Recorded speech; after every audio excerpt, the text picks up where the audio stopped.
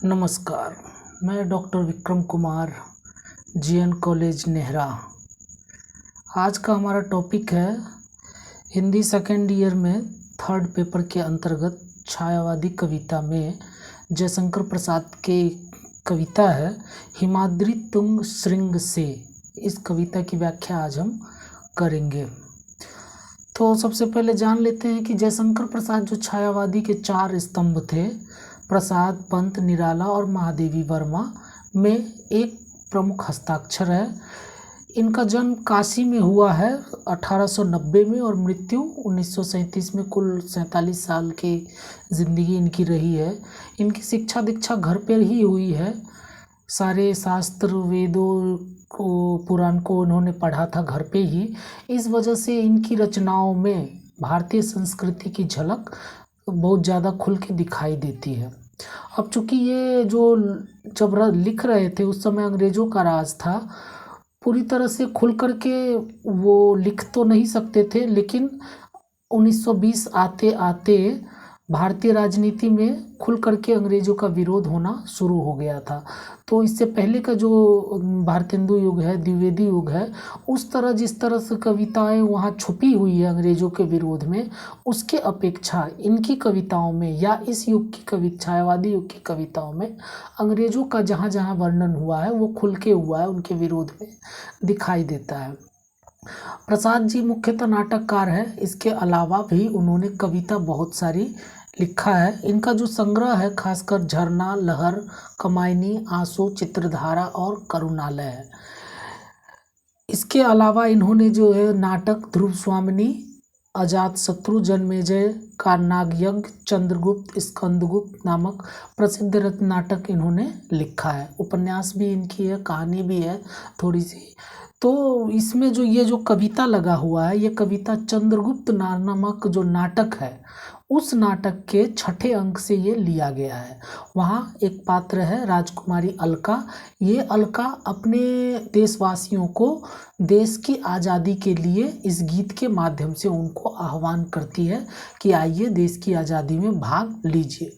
तो उस पात्र के माध्यम से, खासकर ये स्त्री पात्र है और गांधी जी का इस समय तक भारतीय राजनीति में प्रवेश हो चुका होता है और गांधी जी आकर के बाद में स्त्रियों का भी प्रवेश अपने क्रांति में करते हैं। तो कुछ इसी से प्रभावित होकर के लेखक भी स्त्री पात्र को केंद्र में लाना शुरू कर देते हैं।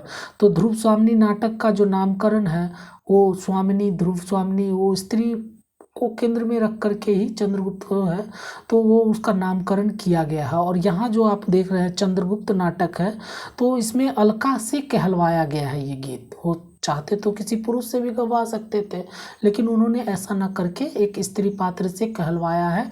और ऐसा करके कहीं ना कहीं वो स्त्रियों को भी संबोधित या उसको प्रेरित या उसके माध्यम से लोगों को प्रेरित करना चाहते थे, ताकि स्त्री और पुरुष दोनों स्वतंत्रता में भागीदारी करें, अंग्रेजों से आज़ादी के लिए लड़ाई में एकजुट होकर के लड़े।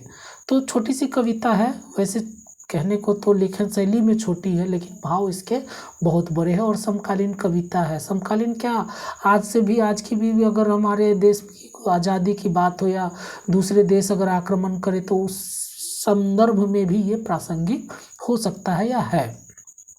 तो कविता का शीर्षक है हमारा हिमाद्री तुंग श्रृंग से, ये एक लाइन है। और उसके बाद कुछ ये कविता है कि हिमाद्री तुंग श्रृंग से प्रबुद्ध शुद्ध भारती, स्वयं प्रभा समुज्ज्वला स्वतंत्रता पुकारती। अमर्त्य वीर पुत्र हो दृढ़ प्रतिज्ञ सोच लो, प्रशस्य पुण्य पंथ है बढ़े चलो बढ़े चलो। असंख्य कीर्ति रश्मियाँ विकीर्ण दिव्यदा हसी, सपूत मातृभूमि के रुको न सूर साहसी। अराती सैन्य सिंधु में सुवार वाग्नि से जलो, प्रवीर हो जयी बनो बढ़े चलो बढ़े चलो। ये पूरा आह्वान है कि आप आइए, बढ़े चलो बढ़े चलो। कहाँ बढ़े चले?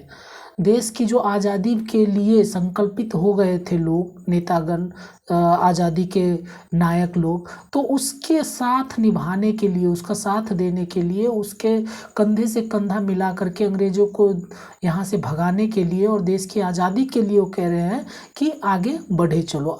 छायावाद के बाद तो जो पूरी राष्ट्रवादी कविता है पूरी खुल करके जो है अंग्रेज़ों के विरोध में आ जाता है। हालांकि इस कविता तक भी देखा जाए तो खुल करके स्वतंत्रता पुकार रही है, तो गुलामी तो अंग्रेज़ों का था, तो अंग्रेज़ का ही विरोध हो रहा था। इसमें भी ये खुल करके ये कह रहे हैं।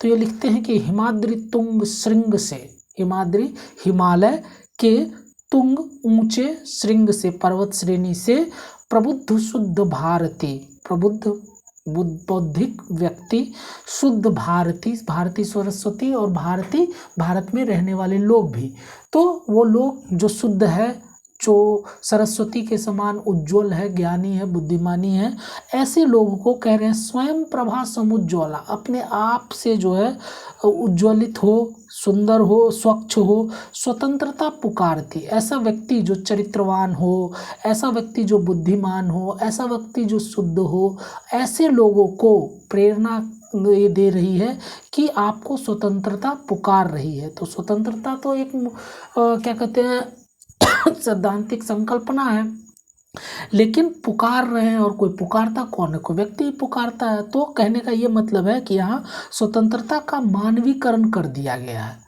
इसी वजह से स्वतंत्रता ही पुकार रही है। जबकि असली बात यह है कि नेतागण पुकार रहे हैं कि आइए देश की आज़ादी में अपना भरपूर, अपना पूरा पूरा सहयोग दीजिए। और किसको कह रहे हैं?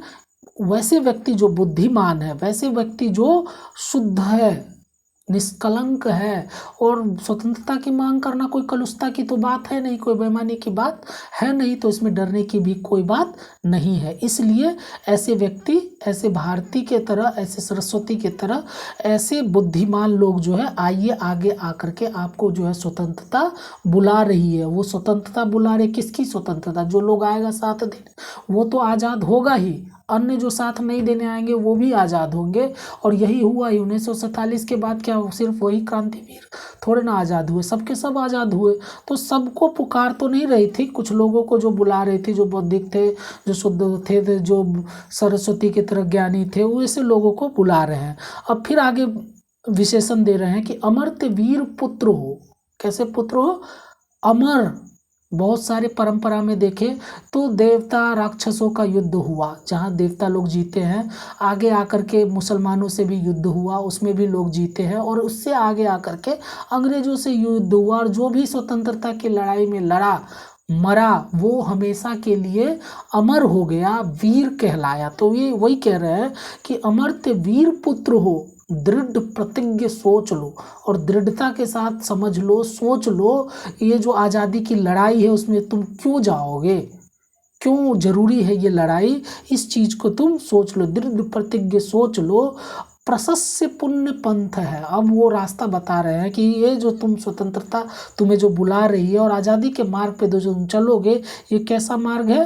प्रशस्त पुण्य पंथ है, पुण्य देने वाला है, पाप देने वाला नहीं है, पुण्य देने वाला है। पुण्य कौन देता है? अच्छा कर्म ही देता है। तो अच्छा कर्म यहाँ है कि अपने आप को, अपने देशवासियों को, अपने लोगों को अंग्रेजों की गुलामी से छुड़ाएं। ये फर्ज बनता है। जो भी जागरूक व्यक्ति है वो चाहेगा कि खुद तो स्वतंत्र हो ही, अपने आसपास के लोगों को, अपने कुनबे को, अपने जाति को, अपने समाज को भी स्वतंत्र करे। तो यहाँ पर वो इसी कारण कह रहे हैं कि प्रशस्य पुण्य पंथ है, बढ़े चलो बढ़े चलो। सोच तो लो, प्रतिज्ञा भी कर लो, हर तरीके से सोच लो, लेकिन प्रशस्य पुण्य पंथ है। साथ ये भी कह रहे हैं कि पंथ जो ये रास्ता जो है बहुत ही अच्छा है, प्रशस्य है, पुण्य है, फलदायी है। इस कारण से इस रास्ता पे बढ़े चलो बढ़े चलो।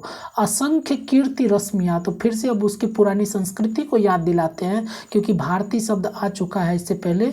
पूरा धार्मिक आधार पे भी, संस्कृति आधार पे भी उधर ले जा रहे हैं। तो कह रहे हैं कि असंख्य कीर्ति रश्मियाँ, इससे पहले जितनी लड़ाई हुई है असंख्य हो रखा है, और उसकी जो कीर्ति है, उसकी जो प्रसिद्धि है, उसकी रश्मियाँ, उसके उजाले, असंख्य कीर्ति रश्मियाँ विकीर्ण दिव्य दाह से, वो प्रकाशमान हो रहा है अपने आप, वो आपकी गाथाएं गाता आ रहा है। आपको याद हो एक दधीची नाम के भी जो परंपरा में रहे हैं, जो अपने प्राण का त्याग करके अपनी हड्डी को इंद्र को दे दिए थे राक्षसों से लड़ने के लिए। तो ऐसे भी लोग हो चुके हैं परंपरा में। तो उन बातों को याद कराना चाह रहे हैं और कह रहे हैं कि असंख्य कीर्तियां जो है तुम्हारी परंपरा में आया हुआ, इसी तरीके से आगे भी तुम्हारी परंपरा बन जाएगा। जो विकीर्ण होगा, जो प्रकाशमान करेगा आगे के लोगों को, विकीर्ण कीर्तियां दिव्य दाह से, सपूत मातृभूमि के रुको न सूर साह से। सपूत, कपूत तो कोई हो कहलाना नहीं चाहेगा। तो कह रहे हैं कि सपूत मातृभूमि को, भूमि को भी अपने यहाँ जो है भारत में मदरलैंड कहा गया है, मातृभूमि माँ कहा गया है। किसी किसी जगह पर फादरलैंड भी कहा गया, पितृभूमि भी कहा गया, लेकिन अपने यहाँ जो माना गया है भारत में वो है मातृभूमि। तो वो कहते हैं कि सपूत हो, कुपूत नहीं हो। और जो सच्चा सपूत होता है वो माँ की रक्षा देखभाल करता ही करता है। तो अगर देश गुलाम हो गया, माँ गुलाम हो गई है, तो उसकी रक्षा करना, उसको आज़ाद करना कहीं ना कहीं सपूत का, एक पुत्र का, एक वीर पुत्र का, एक बुद्धिमानी पुत्र का, एक शुद्ध पुत्र का, एक सच्चे वीर का, एक सच्चे सपूत का कर्तव्य बन जाता है। इसलिए सपूत मातृभूमि के रुको न सूर साहसी। और जब तुम इतने वीर हो तो रुकने का कोई मतलब ही नहीं बनता। एक तो पुण्य पंथ है, दूसरा तुम बुद्धिमानी हो, तीसरा साहसी हो, तुम्हारी माँ की भी मातृभूमि की बात है। तो इन सब वजहों से वो चारों तरफ से उनको प्रेरित कर रहे हैं कि आइए आज़ादी में भाग लीजिए, आज़ादी में सबको एकजुट होकर के अंग्रेजों का विरोध कीजिए सभी तरीके से। रुको न सूर साहसी, अराती सैन्य सिंधु में, सैन्य सिंधु में सुवार वाग्नि से जलो। अराती शत्रु रूपी सिंधु, सैन्य सिंधु, सेना का जो अंग्रेजों का जो सेना था वो बहुत ही एक तरह से प्रशिक्षित तो था ही, आधुनिक भी था, उनके पास बंदूक भी आ चुका होता है। और जबकि इधर जो है एक डंडाधारी गांधी जी डंडा लिए हुए हैं और उस बंदूक का भी उनको सामना करना है। तो कह रहे हैं कि अराती सैन्य सिंधु से, जो इतने आधुनिक सैनिक है, उससे लड़ने के लिए सुवार वाग्नि से जलो, समुद्र का जो अग्नि होता है जो समुद्र को भी सुखा सकता है, ऐसे अग्नि बन जाओ, ऐसे दाहक बन जाओ, ऐसे प्रचंड बन जाओ और उस अंग्रेज को, अपनी गुलामी को यहाँ से बाहर भगा दो। अराती सैन्य सिंधु में सुवार वाग्नि से जलो, प्रवीर हो जयी बनो, बढ़े चलो बढ़े चलो। और प्रवीर हो, वीर तुम हो, महान हो, तुम्हारी परंपरा ही ऐसी है कि कभी हस्ती मिटी नहीं है। तो आज जो ये गुलामी आ गई है, जैसे भी गुलामी हो, चाहे धार्मिक क्षेत्र में भी बहुत ईसाईकरण किया जा रहा था, राजनीति के क्षेत्र में भी बहुत कुछ किया गया था। हालांकि कुछ अच्छे काम भी अंग्रेजों ने किए हैं, उसको भी नज़रअंदाज नहीं किया जा सकता है। लेकिन शत्रु तो शत्रु ही होता है, अच्छा करे या बुरा करे, उससे आज़ादी सबको चाहिए ही होती है अंततः। तो आज़ादी चाहिए ही। तो प्रवीर हो जयी बनो, जयी बनो माने अंग्रेजों को भगा दो यहाँ से, उनके ऊपर विजय प्राप्त करो और अपना जयकारा लगवाओ अपने आने वाली पीढ़ियों द्वारा। क्रांतिकारी आज भी याद किए जाते हैं इसी कारण से। और फूल की अभिलाषा नामक कविता में फूल कह रहा है कि हमें फेंक देना वनवाली उस पथ पर जिस पथ जाए वीर अनेक। सेना जो जा रहे हैं युद्ध भूमि में और वो उस भूमि पे वो चाहते हैं कि हमें फेंक दे। तो ऐसा पंथ है, ऐसा पुण्य पंथ है, इसलिए आगे बढ़ो, जयी बनो, बढ़े चलो बढ़े चलो, सबको एक एक करके आगे आते चलो और इस समुद्र को, इस बड़े सैन्य रूपी शत्रु को मार करके, उसको भगा करके, उस पर विजय प्राप्त करके जय बनो, अपने आप को आज़ाद करो, स्वतंत्र करो।